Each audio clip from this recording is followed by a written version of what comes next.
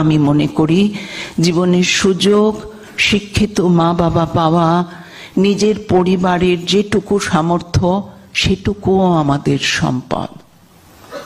আরেকটা সম্পদ মা বাবার রক্ষণাবেক্ষণের ঘেরাটোপ। বাবা মা যত আগলে রাখেন, যত কষ্ট স্বীকার করেন ছেলে মেয়েকে এগিয়ে দেওয়ার জন্যে, সেটাও আমাদের জীবনের সম্পদ। তাকে দান দিতে শিখতে হয়। মা খাটছে, বাবা পরিশ্রম করছেন, তারা নিজেদের সুখের জন্যে ব্যয় না করে আমার পড়ার জন্যে, আমি যাতে ঠিক মতো এগোতে পারি তার জন্যে যে তারা জমান বা নিজেদের বঞ্চিত করেন, সেটাও তো একটা ঘেরাটো, প্রোটেকশন। এই প্রোটেকশনে যে আমরা থাকি, এটা যে আমরা পাচ্ছি, এটা আমাদের আলাদা করে চিনতে হবে, সম্মান দিতে শিখতে হবে।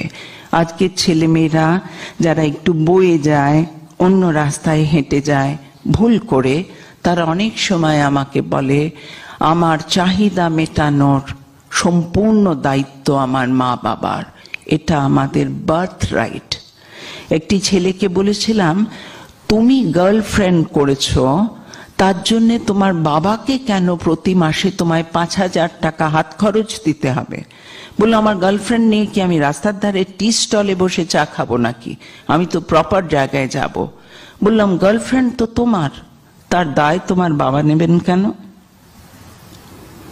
বললে, এটা তো ভেবে দেখিনি, কিন্তু বাবা যে আমাকে এনেছেন পৃথিবীতে, তাহলে বাবারই দেওয়ার কথা। আমি বললাম, আজ যে তুমি বলছো, তুমি যেদিন পিতা হবে তোমার সন্তান আরো বেশি কথা বলবে।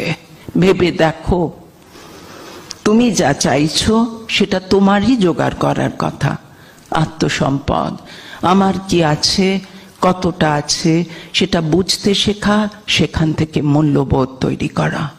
মূল্যবোধও আমাদের জীবনের সম্পদ।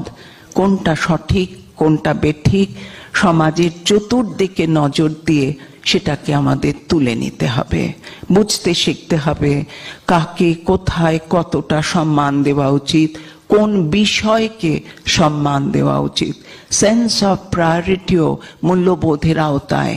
কোনটা আগে করব, কোনটা পরে করব, এ বোধও সচেতনতারই অংশীদার। মূল্যবোধের সাথে সাথে নিজের ভেতর তৈরি করতে হবে সহমর্মিতার বোধ। সবই আমি নেব না, সবই আমার জন্যে না, দুটো অন্য মানুষের জন্যেও। আমরা যখন বড় হয়ে রোজগার করি, আমরা কি ভেবে দেখি যে মানুষই যা রোজগার করি তা কি শুধু নিজের জন্যে হতে পারে? হতে পারে না। কিন্তু আমি যখন সজ্ঞানে নিজের ইচ্ছে অন্যের জন্য কিছু করতে চাই, ভাবতে চাই, দিতে চাই, তা আমার সহমর্মিতা। সহমর্মিতা আমার শুধু সম্পদ নয়, আমার মননের সৌন্দর্যের টুকরো। আমি সুন্দর হতে চাই শুধু মুখের ওপরে সাজসজ্জা দিয়ে না, মনেও তো সুন্দর হব। সহমর্মিতা সেই সৌন্দর্যের দ্যোতক, তাই সেটাও আমার প্রয়োজন। আত্মসম্পদের আরেকটা দিক, যে কোনো বিষয় চর্চার অভ্যেস, ইংরেজিতে স্টাডি হ্যাবিটস, প্র্যাকটিস।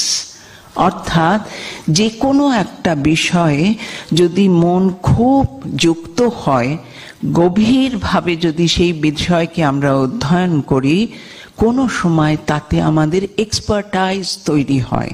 অর্থাৎ আমি এতটাই জানি সেটা নিয়ে আমি আরো 10 জনকে শেখাতে পারি।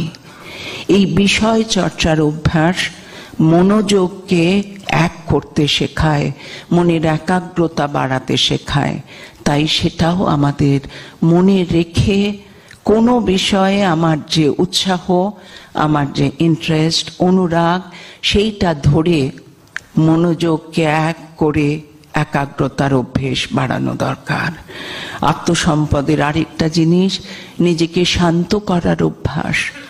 সারাদিনে কোনো সময় 5 থেকে 10 মিনিটও চুপ করে বসা, কোনো কাজ না করা, এও এক যোগ।